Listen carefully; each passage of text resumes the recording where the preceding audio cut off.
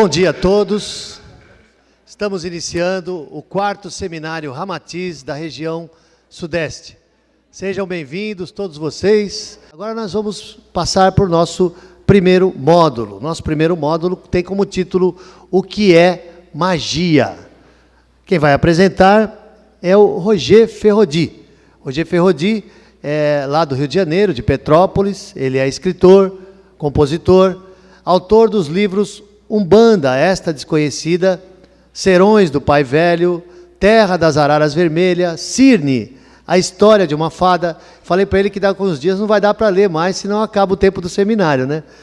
Já tem Cirne, a história de uma fada, Flor de Lis, O Jardineiro e agora o último, hein? Baratzil, fantástico. Depois vocês vão ver, nós temos aí, inclusive, foi lançado recentemente. Tá? Então o Roger vai falar com a gente. O Sérgio está fazendo assim, não estou entendendo o que ele quer dizer, mas tem aí. Tá? Então agora com vocês o nosso irmão Roger Ferrodi.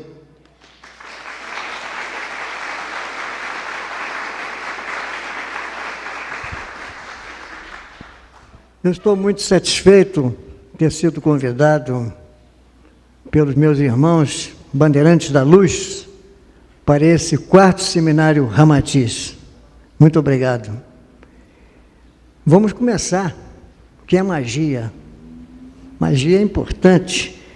E já dizia o Ramatiz que dual é o poder da magia. Por conseguinte, nada mais fácil do que degenerar-se em feitiçaria. E o que é feitiçaria? Feitiçaria é magia. Feitiçaria é aquilo que foi endereçado para esse ou aquele elemento para que possa fazer a sua ação ativa ou passiva.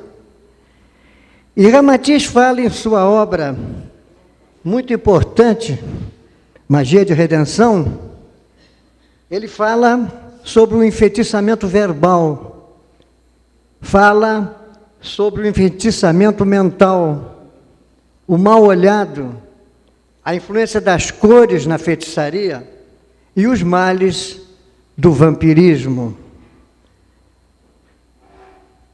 O enfeitiçamento verbal é feito através daquilo que nós conhecemos como pragas. São más palavras que têm um efeito muito grande no mundo etérico, porque a cada emissão do som, por conseguinte, da palavra, cria formas no mundo etérico. E é através desse etérico que os magos, no caso, nossos irmãozinhos da sombra, utilizam para essa prática do enfeitiçamento verbal. O enfeitiçamento mental já é um pouco mais complicado. E nós vamos entrar em detalhes sobre as considerações sobre esse tipo de enfeitiçamento. O mal-olhado, todos conhecem o mal-olhado, que alguns chamam de olhar de seca-pimenteira, vulgarmente chamado.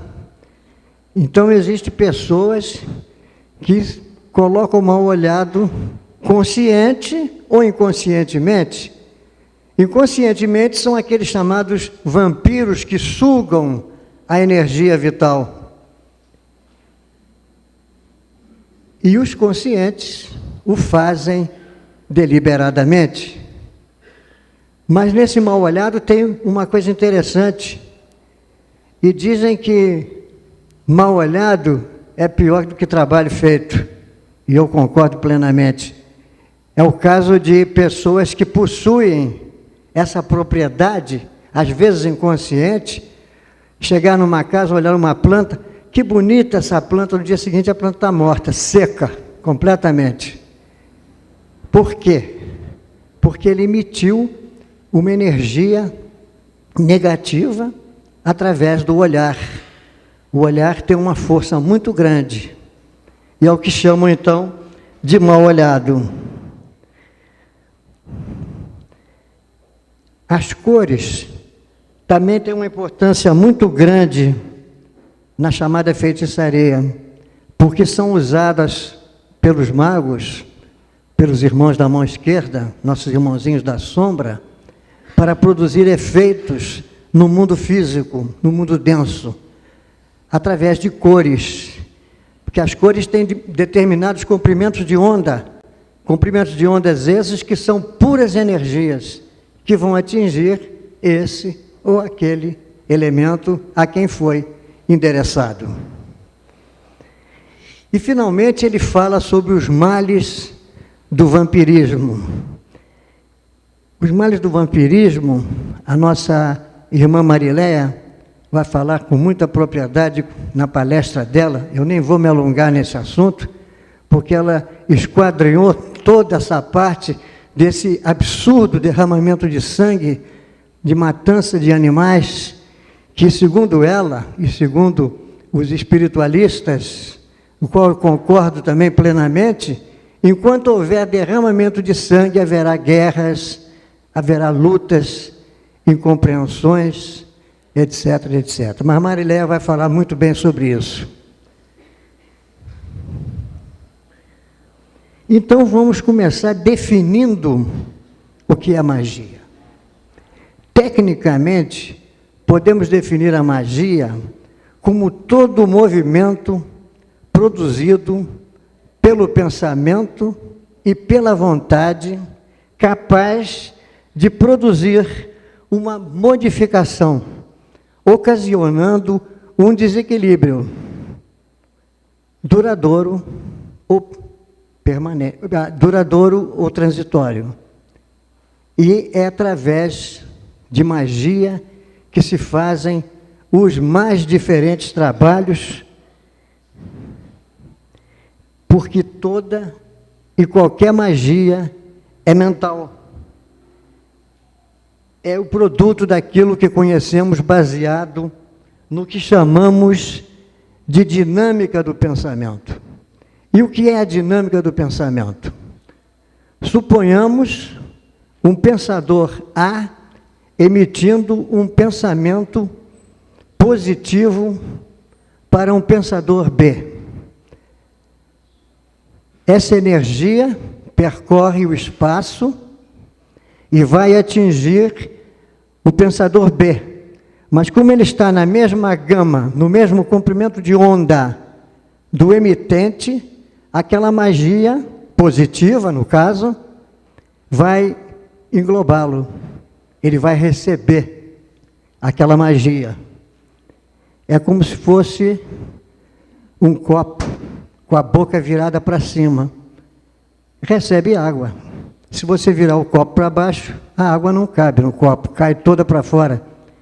Ele estava igual um copo, aberto para cima, apto a receber. Mas suponhamos que o pensador A emite um pensamento negativo para o pensador B. Essa magia, esse pensamento, vai envolver totalmente esse pensador B. E pelo caminho percorrido, todos aqueles que estão mentalizando naquela mesma faixa de onda vão acrescer esse pensamento, que irá atingir acrescido a esse pensador B, o envolvendo completamente. Então, disse que a magia surtiu efeito, porque o pensador B estava apto a receber aquela magia negativa. Mas suponhamos que o pensador pensador A, emita esse pensamento negativo a um pensador B que está positivo. O que vai acontecer? Esse pensamento vai e volta. É o que se chama de retorno imediato. E, pelo caminho, também vai ser acrescido por todos aqueles que estão na mesma faixa de onda, que irão receber aquele pensamento negativo, que vai voltar para o emitente com muito mais virulência. É o que se chama, então, de retorno imediato. Suponhamos ainda o pensador A negativo, o pensador B negativo. Ele vai receber e vai ser envolvido por essa magia negativa. Então, a dinâmica do pensamento, como nós denominamos esse aspecto da magia, é importantíssimo, porque sem ele não existe magia. Porque magia, como vimos, pelas leis da magia que nós vamos aqui apresentar, toda e qualquer magia é mental, produto da mente, baseado naquilo que conhecemos, no que eu apresentei agora como dinâmica do pensamento. Mas vamos falar um pouco sobre as leis da magia. Eu vou botar aqui uma reprodução no quadro, para ficar mais fácil a exposição. Então, vocês veem lá em cima, lei número 1, toda e qualquer magia é mental. Então, poderiam me perguntar, e sem o produto da mente, sem o produto do pensamento, não existirá magia? Existirá, mas já é outra questão. Aí já envolve o ritual, chamado ritual de alta magia, que nós vamos falar depois. A lei número 2 diz, toda e qualquer magia está baseado na dinâmica do pensamento. Foi justamente aquilo que eu expus agora há pouco, sobre os pensadores A e B, dando como exemplo. O 3, pensamento atrai pensamento na razão direta de sua qualidade, intensidade e vontade, tanto de quem os emite, quanto de quem os recebe. Isso já foi exposto na dinâmica do pensamento. É claro, quem está com pensamento positivo não pode receber uma magia negativa pela emissão do pensamento. 4, o movimento produzido pela vontade pode ser concreto ou abstrato. No caso do movimento produzido pela vontade, da magia, no caso de ser concreto, é usado determinados catalisadores que o Ramatiz expõe muito bem no livro dele, Magia de Redenção.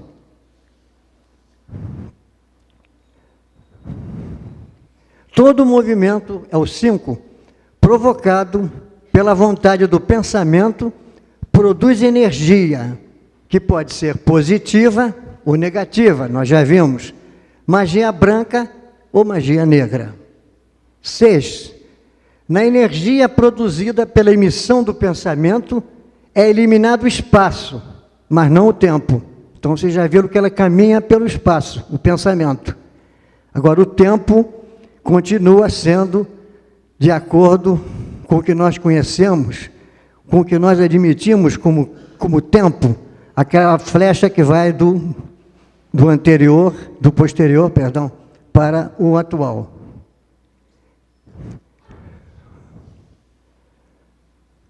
Toda magia, 7, é regida por 3 regras básicas. A lei do espírito é Deus. A lei do universo é a evolução. E a lei da matéria é um número. O número se refere justamente no conceito abstrato da numerologia, do 1, que se desdobra no 2, o seu reflexo, o Deus manifestado, e no 3, a forma, e no 5, pentagrama, e por aí adiante. Os magos brancos, eles fazem esse ritual da numerologia no cerimonial da alta magia. 8, toda magia é regida pela lei da causalidade, que todos conhecem muito bem, a lei do karma. Se não existe causa, não existe efeito, e vice-versa. 9, A toda causa corresponde um efeito imediato ou tardio. É o caso do retorno, que pode ser imediato ou tardio. Já foi aqui explicado. E, finalmente, a 10ª lei. Sendo o pensamento uma forma de energia, produz luz, calor, cor, som e número. Tudo isso é produzido pela magia. Mas a gente pode citar uma coisa muito interessante sobre a magia, sobre o que é a magia. Porque foi o abuso e não o uso dos dons divinos que conduziram o homem à magia negra. A gente poderia dizer que quando o primeiro sacerdote inventou uma oração de súplica egoísta, nasceu a magia negra. Porque a diferença entre magia branca e magia negra é muito tênue. Uma pode, com muita facilidade, descambar na outra. E dizem os grandes mestres que a magia é como se caminhar em cima do fio de uma navalha. Qualquer passo em falso, o candidato se corta. E eu não poderia deixar de dizer a opinião do Arthur Clarke, aquele cientista que depois se tornou um grande autor de ficção científica. Ele diz que não é possível fazer a distinção entre a magia e qualquer tecnologia. E ele está muito certo, porque hoje em dia usa-se a magia com tecnologia. São esses implantes, são esses chips, são esses aparelhos que são colocados no uso da magia para produzir os seus efeitos. Mas a magia possui 3 chaves principais, que é sabedoria, vontade e atividade. A sabedoria determina que tipo ou qualidade de magia será feita, será efetuada. A vontade, para imprimir nessa energia mental o efeito que se deseja. E, finalmente, a atividade para pôr em movimento, para pôr em ação essa energia. E quando nós falamos em magia concreta, no quadro lá estava dentro dessas leis, nós queremos nos referir justamente aos catalisadores que vão facilitar essa emissão de energia. Mas não basta esses objetos para produzir a magia, porque justamente se faz necessário, primeiro, conhecer-se essas 3 chaves que são fundamentais no cerimonial de alta magia. E segundo, o fenômeno da transferência, em que o mago transfere para esses objetos o poder de sua vontade para que se seja feito o efeito que ele deseja. E essa transferência, como eu disse,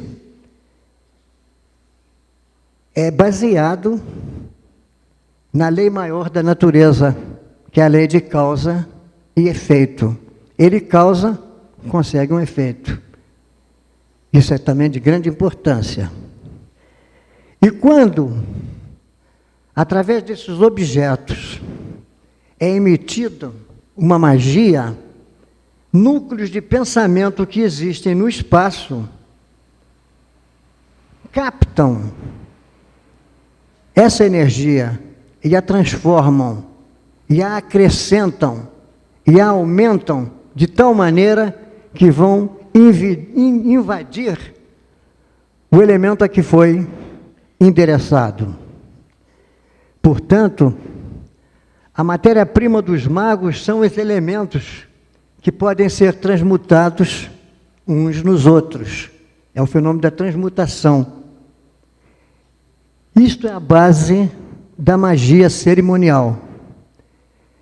Porque assim como os químicos usam as substâncias químicas, os físicos, as leis da física, os magos usam os elementos e os elementais da magia, que são os agentes mágicos universais, agentes mágicos universais que vulgarmente e erroneamente nos rituais de Umbanda são denominados de Exus. Nós vamos falar sobre isso. Ainda na magia cerimonial, se usa os chamados pontos riscados, que são as figuras geométricas, triângulos equiláteros e imantação de pedras preciosas e semi-preciosas e o uso de ervas adequadas. Na transferência que os magos usam nesses objetos catalisadores, que são impregnados pela sua energia, eles usam entidades do baixo mundo astral, entidades que se alimentam de figuras geométricas, assim como os seres humanos se alimentam de ar, alimento, água. Existem entidades que se alimentam de figuras geométricas. O som no cerimonial de alta magia também é muito importante. As 3 letras sagradas do vocábulo Aum ou Om,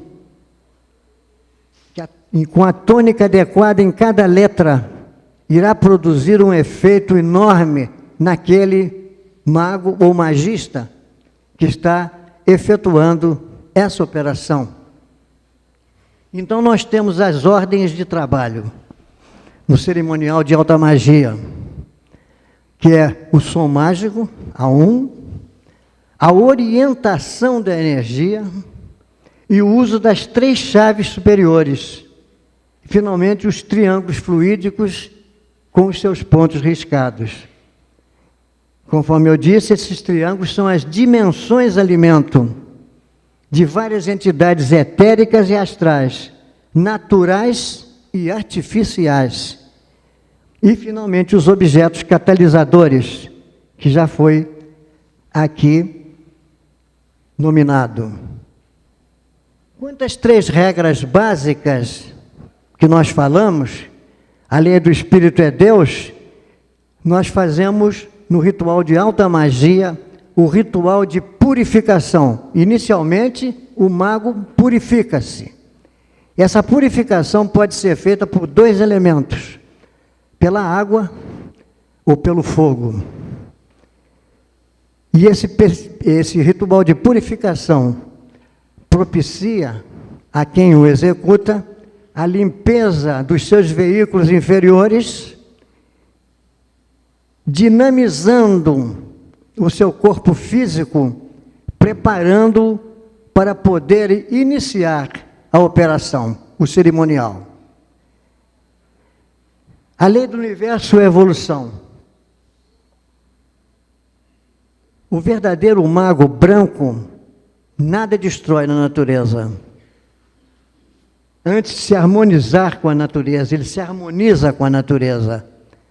Nada está imóvel, tudo se transforma, nada se destrói.